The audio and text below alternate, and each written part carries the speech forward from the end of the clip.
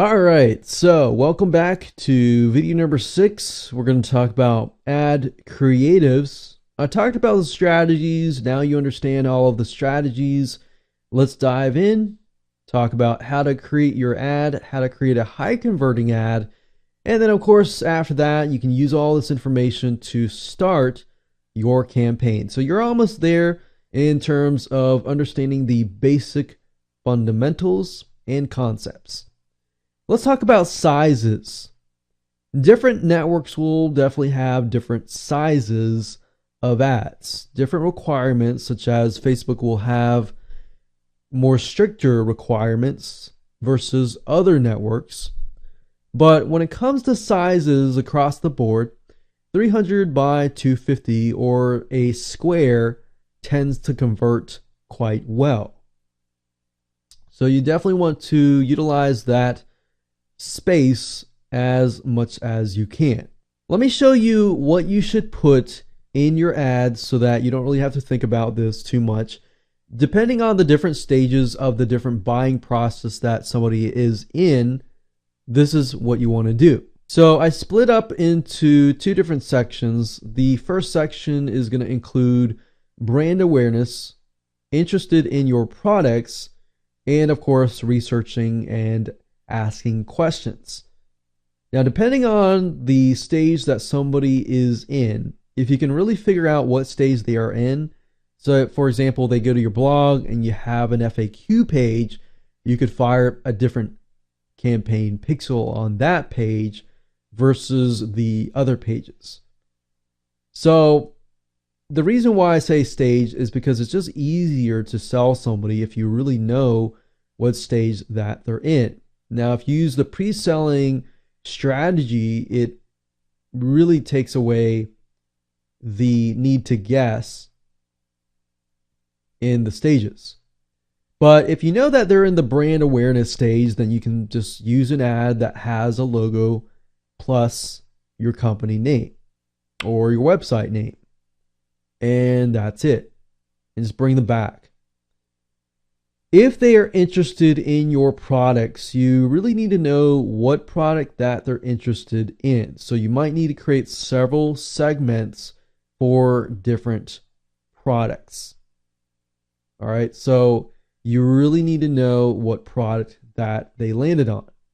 So you don't want to create a campaign for different products. So unless your product is very, very similar. So if your product is like, you're selling a microphone, for example.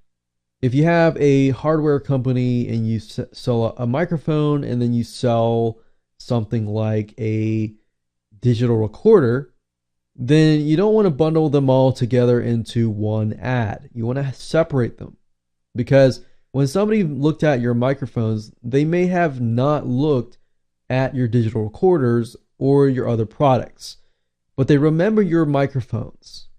So that's what you need to do. And then of course we have the researching and questions phase. That's when somebody is just, before they're actually making a buying decision, they're doing their research, they're making sure that they have all their ducks in a row to make sure that they know that they really want to buy your product. So to help them out, what you can do is you can create ads with tips and advice to answer questions. Now, obviously, you won't know the exact question that they have, but you could use the pre-sale strategy, create a freebie around the tips and advice, and so forth. So you could do something like the top 7 different reasons why you should buy a USB microphone. So if you know where they stand, it's going to be a lot easier to sell to them and increase your conversions, right? All right, so moving along, we go into this area here, which is the buying decisions and competition research. So at this point of the phase, they are ready to buy. They want to buy the product, but they're not sure about buying it from you or buying it from your competitor. So what you could do is you could provide an ad with special discounts or coupons to attract potential buyers. Or you could send them to a comparisons chart that compares you and your competitors. Because basically what you're trying to do is differentiate yourselves versus your competitors. And then of course we have back-end customers. They are often overlooked, but they're easier to sell to. You don't want to use too many retargeting ads like I talked about earlier. You probably want to stick to creating ads to similar products or discounts to your customers only. So you could say customers only ad in the ad. You could say customers only discount coupon code here for this product, get such and such percentage off. So that's what I would do in terms of ads. Now, in terms of increasing your conversions when utilizing coupons and coupon retargeting, what you can do is this.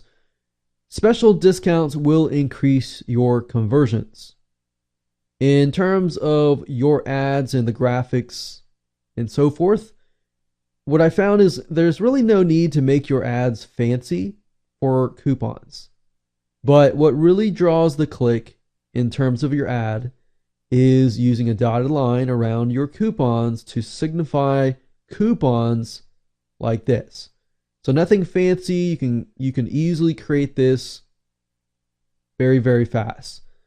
Create an ad, put this around the edges and the border, and then of course put your ad, the discount off, the coupon code if possible, and of course the product.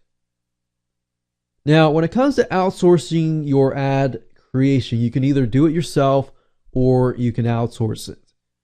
The reason why I outsource it is because I would rather focus on creating campaigns, tracking, and selling and promoting my business versus creating ads. Now, I'd recommend Odesk or Fiverr.com as great places to find ad creators. But if you want to do it yourself, I would highly recommend a site called graphicriver.net. They have a lot of great banner templates, ad templates, coupon templates that you can just grab and plug and play. It's just quick and easy, really, really fast. And they also have images as well. So with that said, let me go ahead and show you these sites so you know exactly what to do next. All right, so what I recommend that you go ahead and do is if you want to outsource the banner creation, you can either go to odesk.com, create an account, log in, and then of course, if you go under find freelancers, you can type in banner creator. Just a quick run through. If you click on 4 to 5 stars, you can kind of sift out the good freelancers. Hourly rate, I generally try to stick with somebody who charges something from $5 to $20. And of course, click on more options. I choose at least 1 hour. That means somebody who has actually done work on Odesk. And then, of course, who has been active within the last 2 weeks. And then, of course, from that point, I generally do fluent. I found working with independents are easier than agencies. And then, of course, there you go. So now we've got 163 freelancers. What you have to do now is just click on these profiles and then, of course, look at their portfolios and see whether or not it fits what you want. So this is good if you want to have somebody else create it for you so that you can focus on your other work. And generally what I do is I'll create a project, like a fixed price project, and I'll test a few people and see how well they do. And out of, let's say, 2 or 3 people who do the initial project or the initial banner for different campaigns, I pick and choose the best person. So that's one way of going about that. If you go to Fiverr.com, that's Fiverr.com, this is another great way to outsource banners. Now keep in mind, that with Fiverr, you don't really know exactly the person that you're dealing with. They may do good work, but people come and go on Fiverr. They don't really stay around. With Odesk, it's a little more long term and consistent. It may cost a little more money, but with Fiverr, it's just easier if you just want something done right away. So, what I'd recommend that you do is go to the site, type in the keyword create banner. You can do create ad. I haven't had really good success with that, but type in create banner. And of course, over here, delivery time, you can do any, but you can specify like up to 3 days. So if you can want something right away, you can do up to 24 hours or up to 3 days. Generally speaking, I do up to 3 days because up to 7 days is just too long. And of course, you got seller levels. Basically, the way this works is Fiverr has top rated seller as like the top. And then, of course, level 2 is better than level 1, and so forth and so forth. So it goes this way. So what I could do is say, okay, I only want people who are top rated sellers, level 2 and level 1, and they speak English. So from that point, what I do is if you put your mouse over, you'll notice that you'll be able to see how many reviews each person has. In other words, how many sales that they've actually made. And what you want to look for is just open up as many as possible. So I'm just opening this up. And then what I do is I generally go through and I make sure that their reviews are good. So this person has 98%, which is good. And I go through and take a look at their banners, what they have done before, so I can get an idea of whether or not this will fit me well. So I'd recommend doing the same thing, like going through here and seeing what kind of experience that they have. So this person primarily has logos. So if I want to create an ad that wasn't a logo, that might not work.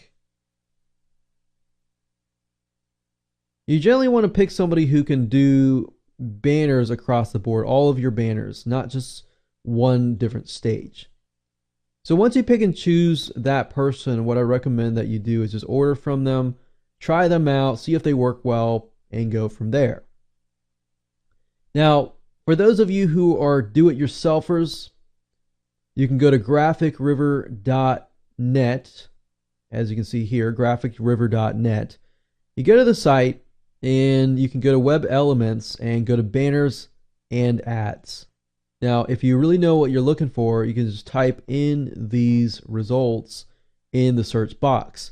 But as you can see here, you have different types of banner ads. I love the site because it's just super easy to get things up and running fast. So as you can see, you just put your mouse over and you can see a preview of what the ad looks like. So you could just get an ad that's pinpointed specifically towards your niche. So let's say, for example, I wanted a coupon ad.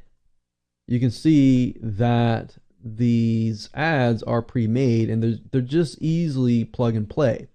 So let's say, for example, that I wanted to do a retargeting campaign just for customers only.